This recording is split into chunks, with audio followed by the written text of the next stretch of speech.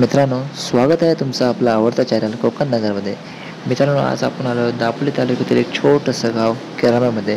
मित्रांनो, फिरताना आपण पोहोचले आहोत एका शेतामध्ये आणि इथे शेतीच्या कामाला सुरुवात आहे. तर चला मित्रांनो, आपण थोडा जाणून घेऊया शेतीच्या वयात आपल्या आजी आणि आजोबांकडून. चला मित्रांनो.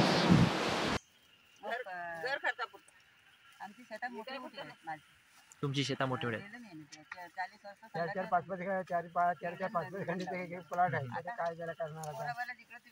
हो, जो तो काम धंद्याला गेला. शेतीत राहिला की फक्त शेती धान्य तेवढा मिळतो, खर्चाला पैसा नाही मिळत. खर्च पाहिजे ना दुसरा. 400 ते 500 रुपये मच्छीचा वाटा ना आता ह्या सीजनला. हलवा पापले आता ना सध्या खूप महाग आहे. तिकडे मोहम्मद बाहेर असायचं, मला चहा प्यायला पाठवा येत नाही. चालेल मोहम्मद बशीर माघारणी सांगायचं आम्ही गेलेलो होतो तिकडे. अच्छा. तो वेगळा आहे, हे दुसरं आहे. पुढं आहे हा काय नाव त्याचा, तो खोंड्यातला तो महबूबकडे जो आहे त्याचा बशीरचा भाचा तो सिकंदर. हो सिकंदर ते इकडे राहतात. सिकंदरच्या त्या मुलगीच्या बहिणीच्या लग्नाला आमची माणसं सर्व गेली होती. खरं चांगला आमचा होता घरोबा होता, अजून पण आहे. आता असंच मजा येते थोडं हे सर्व बघायला आणि व्हिडिओ बनवून ठेवतो. एक आठवण. तुमच्या नंतर तर कोण करणार नाही. एक अजून 5 ते 10 वर्ष भारी भारी चालत राहा. 10 वर्ष पण नाही बाबा जायचे. मग तेच म्हणतोय ना, 5 ते 10 वर्ष भारी भारी चालेल हा काम.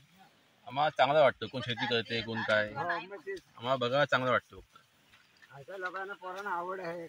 हे काय काय आहे आमचे चालेल, पण पोरं काय काय शेता उभं येणार नाही. तेव्हा ती सगळी मालमत्ता घ्यायला मिळते.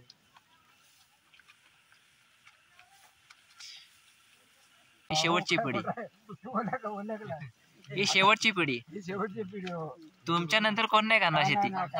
कोण नाही. हे सर्व शेत वसाडच असणार आहे. तरी वाडा आपण होता बघ. होता पहिले.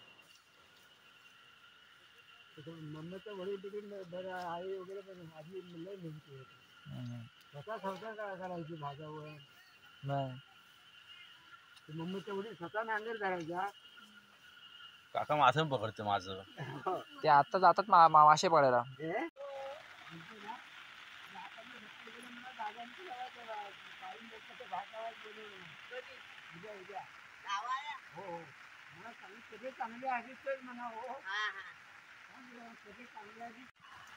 तर मित्रांनो, फायनली पावसाला सुरुवात झालेला आहे.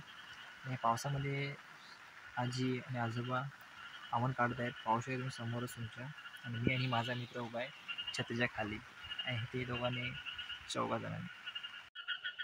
तर मित्रांनो, आपण सध्या आहोत दापोली तालुक्यातील एक छोटंसं गाव खेडांब्यामध्ये. दापोलीपासून 4 किलोमीटर अंतरावर आहे. मित्रांनो, फिरत आपण चाललेलो संध्याकाळचा वेळ आहे, आणि समोर तुम्ही पाहू शकता सुंदर अशी भात शेती होत आहे. मोजकेच शेती करत आहेत लोक, मोजकेच लोक आहेत जे शेती करत आहेत. सध्या ही शेवटची पिढी आपण बोलू शकतो, शेवटचीच पिढी. ही ज्याच्यानंतर कोण करेल ह्याचं सांगू शकत नाही. मी आणि माझा मित्र फरदीन दोघं आलो भर पावसामध्ये. तर मित्रांनो, खूप आनंद भेटतो हे सर्व पाहून. डोळ्याला एक सुखाचा आनंद भेटतो. किती सुंदर अशी भातशेती. समोरच डोंगर रांग आहेत. त्या साईडला डोंगराच्या पाठीमागे साळंग, टाळील हे 2 गाव आहेत.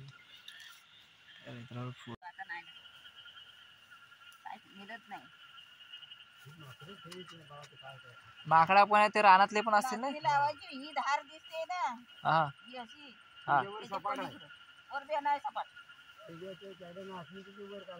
एवढ्या वर जायचं. काय बोलताय. बापरे. जागा आमच्या तिकडे आहे, वरती डोंगरावरती. डोंगराची डोंगर वर गेला ना की नाही. अच्छा. हे पकडा खेकडी बघा, खेकडी बिकडी. खेकडा इकडे खाली, तिकडे वर नाही. इकडेच खाली. खाली दादा जात असेल पकडायला. दादा जाता तुम्ही खेकडा पकडायला. पहिले जायचं, आता नाही.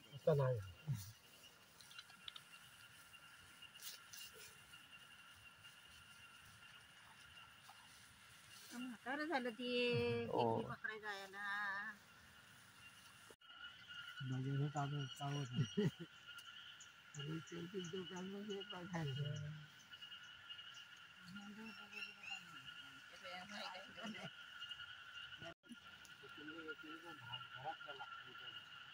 नाही आता आम्ही चालतो. नाही नको नको बोलला तेवढा बस झाला नको. तर मित्रांनो हे आजोबा आपल्याला बोलत आहेत की आज आमच्याकडे राहा, म्हणजे आज वस्ती आमच्या घरी करा. पण आपल्याला वस्ती करून नाही चालणार का की आम्ही घरात बोलून आलो आहे की आम्ही फिरायला चाललो आहे. तर मित्रांनो पाहू शकता आपल्या कोकणातल्या लोकांची माणुसकी माया किती आहे ते. मनाने किती मोठे आहे, भले पैशाने श्रीमंत नाही पण आपली माणसं मनाने खूप श्रीमंत आहेत. आपल्या कोकण जगातले भारी हे जे माणसं आहेत त्यांच्यामुळे बोलण्यासाठी.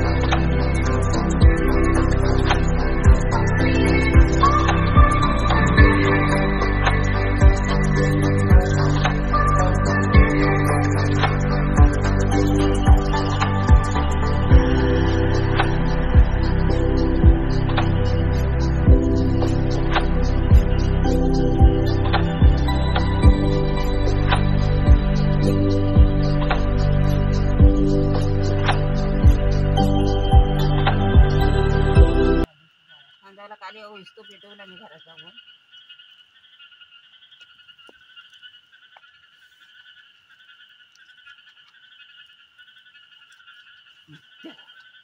आता टाक अशी जातात. चला तर मित्रांनो आता वेळ झालेली निघायची. आजी पण निघालेत आणि आजोबा पण संघात निघालेत. चला आता आपल्या घरा जाण्याची वेळ झालेली आहे. मित्रांनो खूपच बरं वाटलं आजीजवळ गप्पा गोष्टी करून. आजी